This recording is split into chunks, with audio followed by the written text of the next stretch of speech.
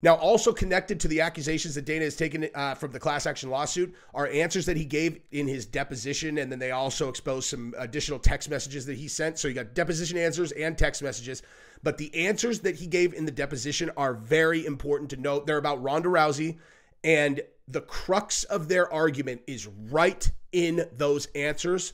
If you're interested in the business side and you're interested in the merits of this lawsuit, the direction it's probably going to go, I cannot stress enough. If you don't feel that you have a bulletproof understanding of the position that Dana and the organization are taking in response to the plaintiff's claim, if you don't feel like you completely understand where the crux of their argument is, then definitely watch this segment of the video, because I'm going to make it crystal clear, and it all comes from the answers that he gave about Ronda Rousey and also Scott Coker. Now, just to get this part out of the way, I know that anytime that Dana White and Ronda Rousey come up, everybody thinks the same thing, or, oh, Dana and Ronda Rousey. It's like, oh my God, man. No one who has 3 brain cells to rub together is ever going to say anything about this relationship, even if they knew something, which I don't. I will only state that I do think that what Chris Cyborg was talking about. So when Ronda Rousey came up recently in that, in the Twitter exchange where Ronda Rousey was commenting on Vince McMahon, and she was like, if that guy Pritchard is in the is still at WWE, then he's just an avatar for Vince McMahon because he runs everything through him. And then Cyborg came over the top and she's all, tell us again about how you got that free ride. Tell us about how you got that free whip, Ronda Rousey. And obviously this is all about like Vince McMahon's trafficking stuff and all of that. And so the first time I read that, I was like, is she saying that Ronda Rousey banged Vince McMahon? I was like, I've never heard anything about that. And then I remembered a couple days later that I've seen the fight lore, the UFC fight lore, where if you, oh, by the way, if you have not seen that, you should definitely go watch that. Ronda Rousey is such a badass, dude. Like, she's still such a badass. Like, her interview in that is so sick. She's like, I literally was like, I'm the baddest bitch alive. Like, there's no one who could beat me. Shit, I still think that. I was like, God damn, Dana, just pay her so she'll come back. She's a savage, dude. She's still just as big of a savage. She's a badass. But anyway, in that fight lore, she talks about her car, like when she was coming up in the game, right? Like, she talks about like how she drove this jank ball ass, dirty ass whip.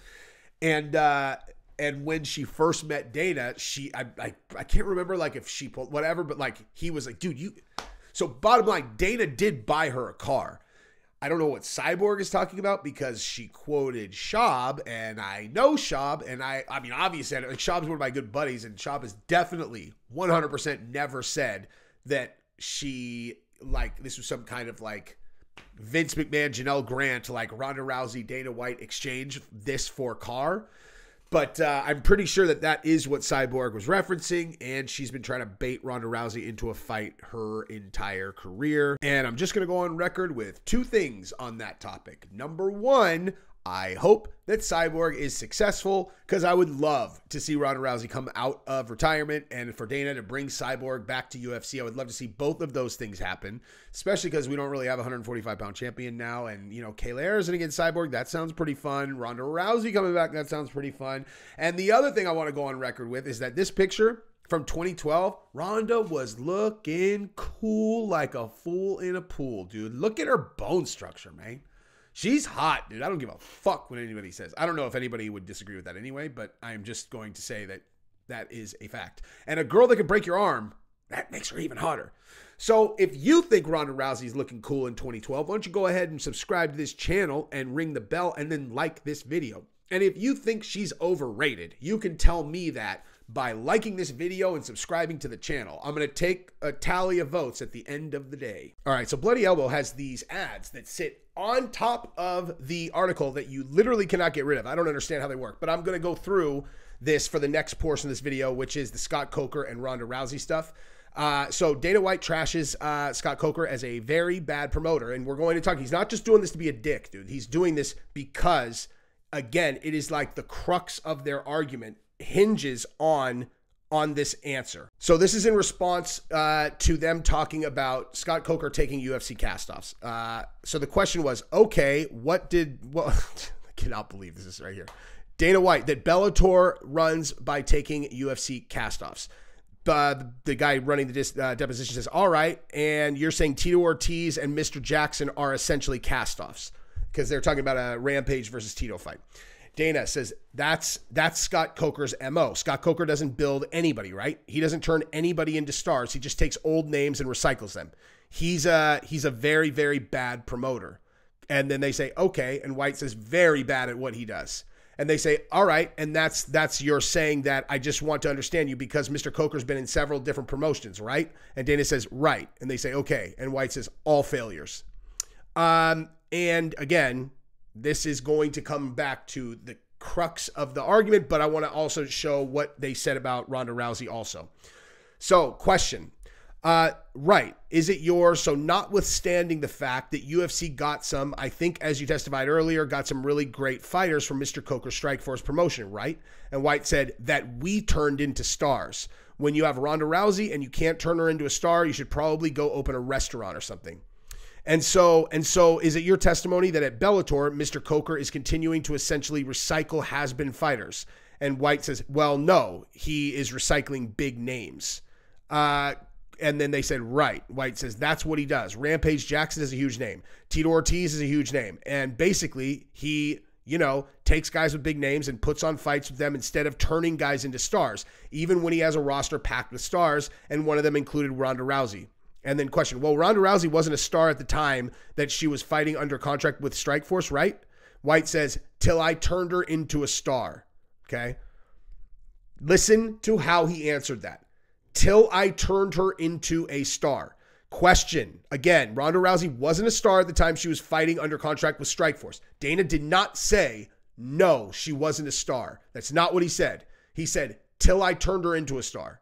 Okay? And then White said, just for the record, I turned her into a star immediately when she got to the UFC. That is a very slick answer.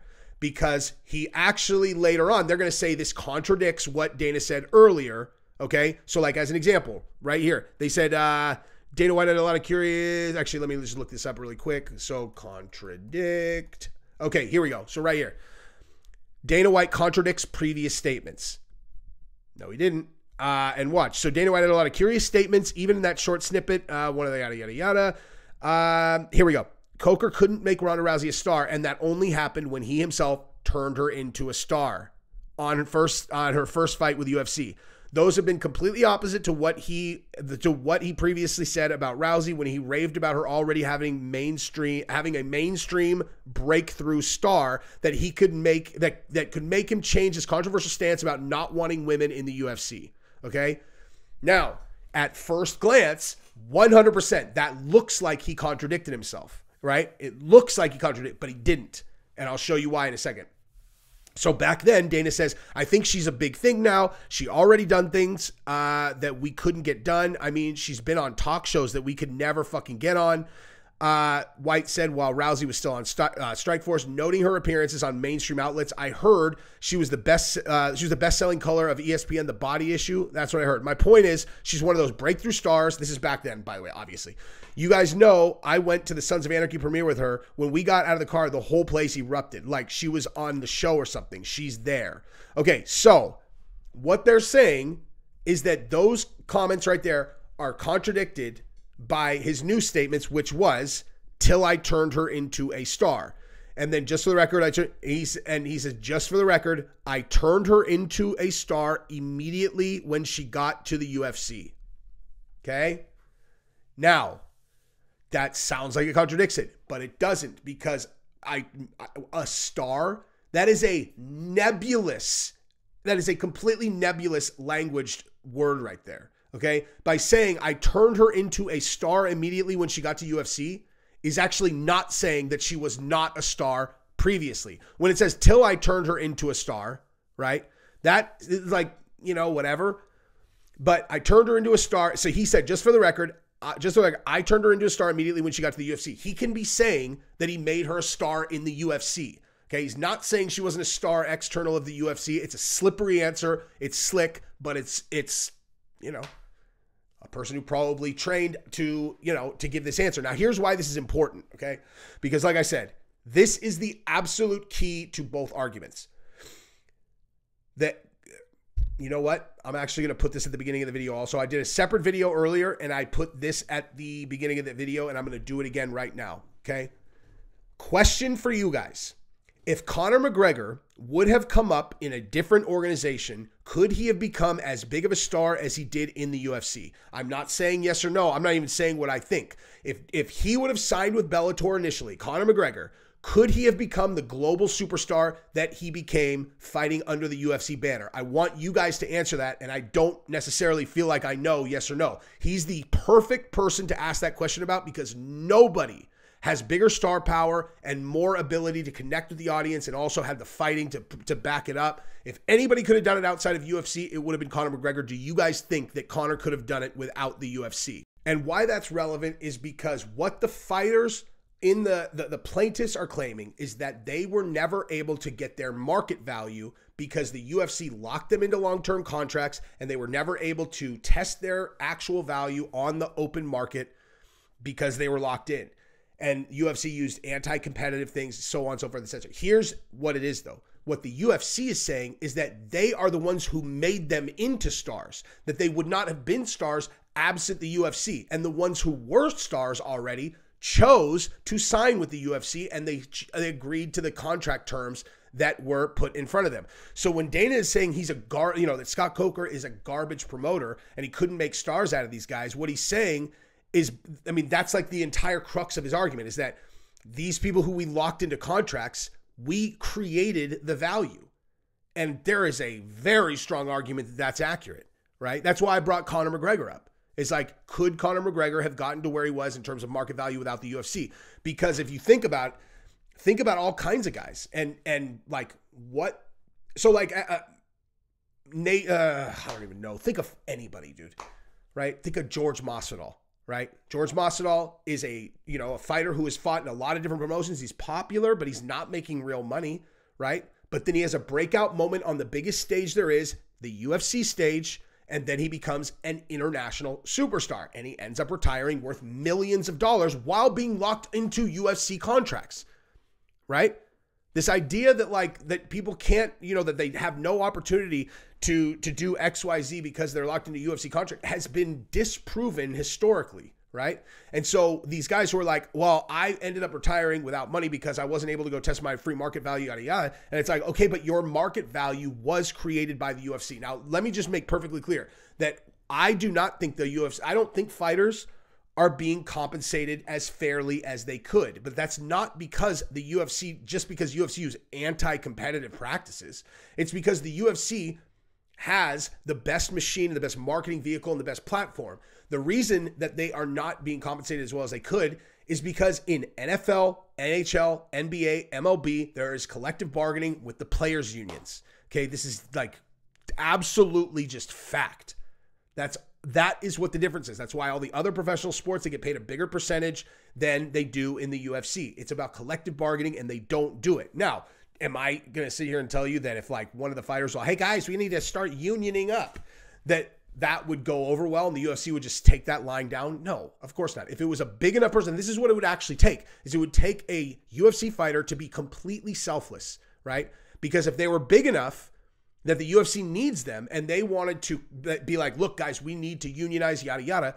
Okay, well, what the UFC is going to do is they're going to go to them and they're going to offer them an enormous amount of money, right? And they're going to be like, here, shut the fuck up with the union, dude. And then so that person's going to have to turn that money down in order to go and collect all these guys into a fighter union. Because if everybody is bargaining collectively where they're like, none of us are fighting if we don't get this new deal in place, that the fighters are going to get fighter health care, or they're going to get this, or they're going to get this, and they're going to get paid whatever. Like, how else are they going to do it? Now, when you get to a certain stage of your career, you can do it. Like Dustin just demonstrated. They promoted a fight where he's the co-main event without him having a signed bout agreement. So all he had to do was, when he's asking for a certain amount of money and they won't pay, he's all right, I'm just not fighting. They're all, whoa. And then, oh, never mind, guys. Turns out it's good, man. Turns out we made it work.